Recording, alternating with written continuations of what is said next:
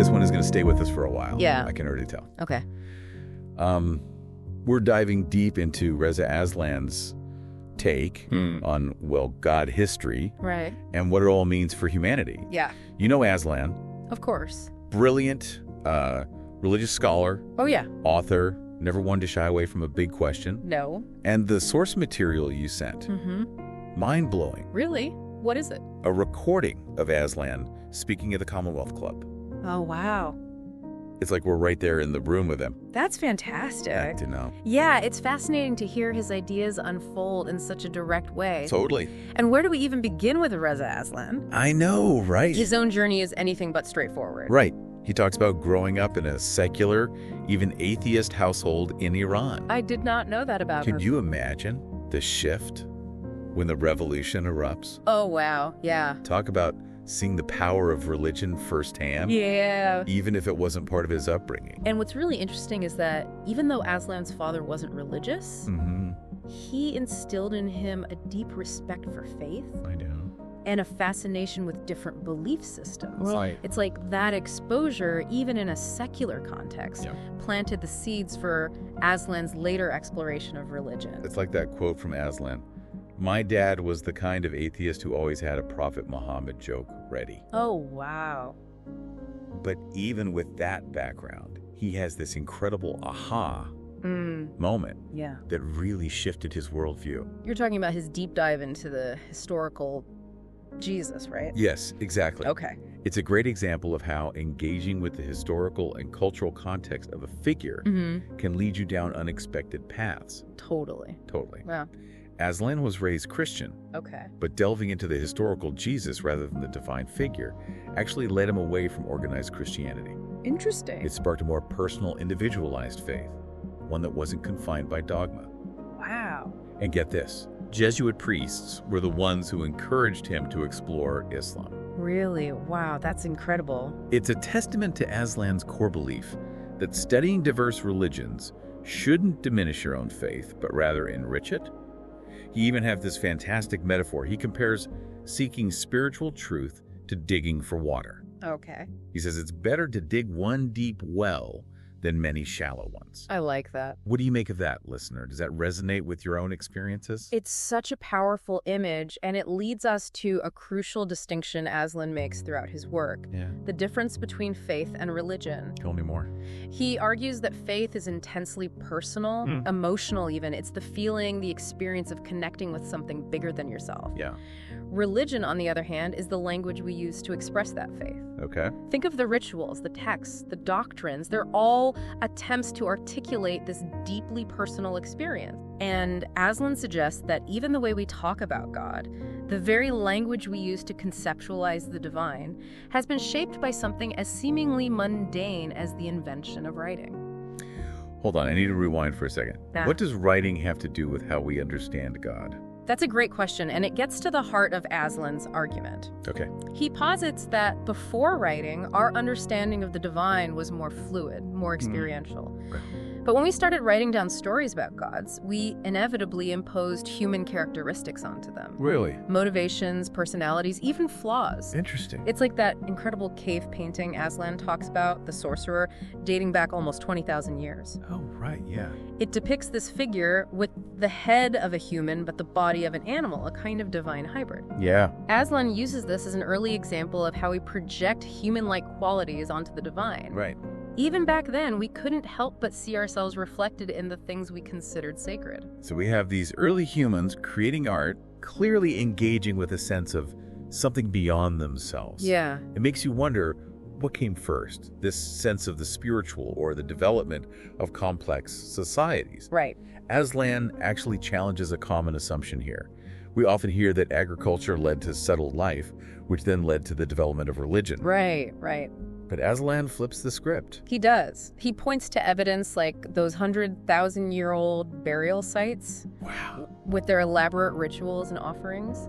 He argues that these sites suggest a complex spiritual world existed long before we see evidence of organized agriculture. It's mind-blowing to think about. Those burials weren't just practical, they were deeply symbolic. It paints a whole new picture of early humans and their relationship with the world around them. And what if Aslan asks, those early attempts to grow food were intertwined with a desire to connect with something bigger than themselves? I see. What if agriculture at its core was a way to influence the forces of nature, to ensure survival through ritual and offering?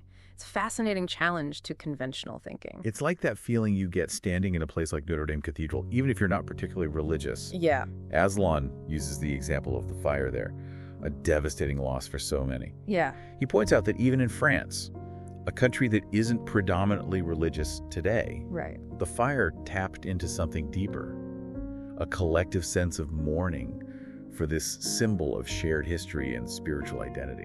It speaks to how deeply intertwined religion is with our cultures and our sense of self, Totally. even if we don't actively practice it. Right. And speaking of how our conceptions of religion have evolved, Yeah. Aslan drops another fascinating nugget on us. Okay. He says that monotheism, the belief in one God, Yeah. is actually a relatively recent concept. Wait, what? I thought monotheism was like the foundation of so many religions. Right. How could it be a recent development? Right. It seems counterintuitive. But Aslan argues that monotheism, as we understand it today, is only about 3,000 years old. Okay. A mere blip in the grand scheme of human history. Before that, you have polytheism, Right. the belief in many gods, which makes a lot of sense when you think about I it. mean, how else did early civilizations explain the complexity of the world around them, the good and the bad? Right. They needed a god for the harvest, a god for the sea, a god for war. Exactly. It's this idea of specialized deities for every aspect of life. Aslan suggests that early attempts at monotheism probably didn't gain traction because it was difficult for the human mind to grasp one being responsible for both the good and the evil in the world. Yeah. It's a heavy concept, even today. So how did we go from a belief in many gods to just one? Yeah. What sparked that shift? Aslan points to a pivotal moment in history. Okay. The Babylonian exile. Imagine, if you will, being an Israelite in 586 BC. Your world has been shattered. Wow. The Babylonians who worship the god Marduk Right. have conquered your city, Yeah. destroyed your temple, and declared your god Yahweh defeated. Yeah. Talk about an existential crisis. It's almost impossible to fathom to have your entire belief system challenged so profoundly. Right. What happened next? Yeah. Did they just abandon their faith? Not at all. In fact, Aslan argues that this experience, this Yeah. trauma, this Yeah. crisis of faith, Yeah. is what led to the solidification of Yahweh as the one true God. Wow. To deny Yahweh's existence would be to admit defeat, to deny their identity as a people. They doubled down, so to speak, on their faith. So monotheism was born out of this need to make sense of unimaginable suffering, Yes. to hold on to hope in the face of despair. Exactly. And it's a powerful example of how historical circumstances can shape, even reshape, our understanding of the divine. It reminds me of something else Aslan talks about, how his own childhood growing up Iranian American during the Iran hostage crisis Yeah. really highlighted those tensions between cultural and religious identities. Oh, yeah, absolutely. It's almost like these larger historical forces were playing out in his own life. Yeah, absolutely. And that brings us to another fascinating question Aslan tackles: the perceived conflict between science and religion.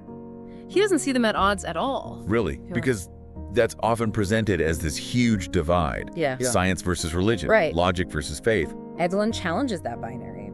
He argues that there's simply different ways of looking at the world, asking different questions. Okay. Science seeks to understand the how, the mechanics of the universe, the laws of nature. Yeah. Religion grapples with the why, the meaning behind it all, our place in the grand scheme of things. So it's not about choosing one over the other, Yeah, but recognizing that both have something valuable to offer. precisely.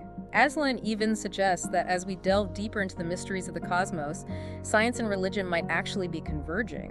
What if, as our understanding of the universe expands, we begin to find scientific explanations for what mystics and theologians have been exploring for centuries? Now that's a thought-provoking idea. And speaking of expanding our understanding, I love how Aslan approaches the idea of divine inspiration. He doesn't believe it's limited to scripture or religious texts. He finds it everywhere. In music, art, even in the natural world.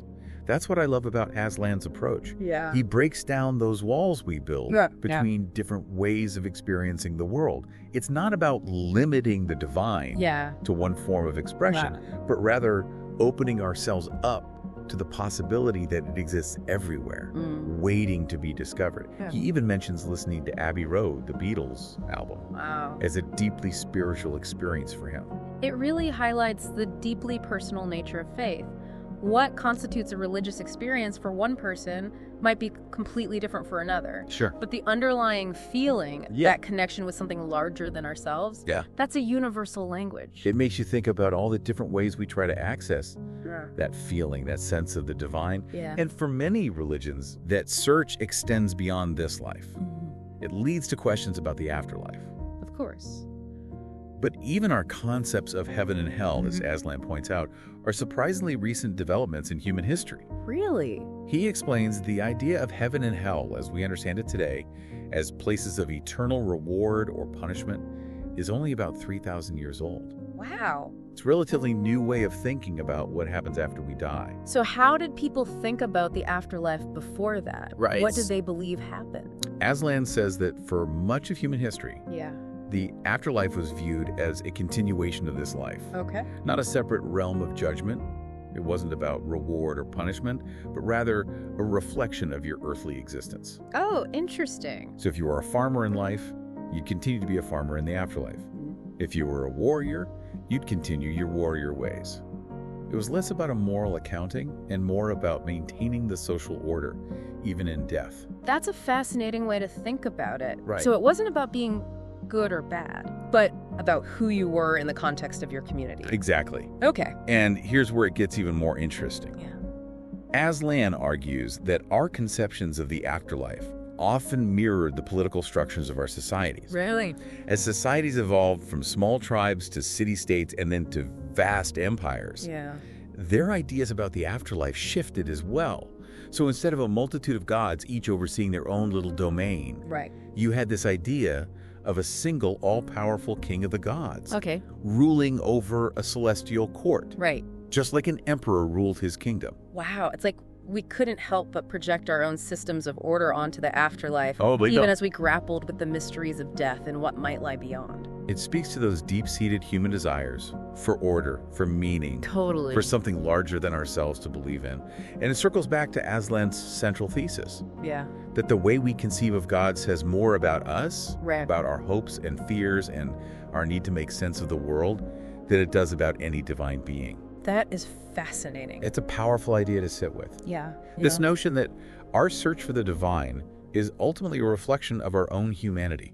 I like that. As Aslan puts it, what does your personal God say about the world you experience? It's a question worth pondering. It really is. What does your own search for meaning and connection tell you about your place in the universe?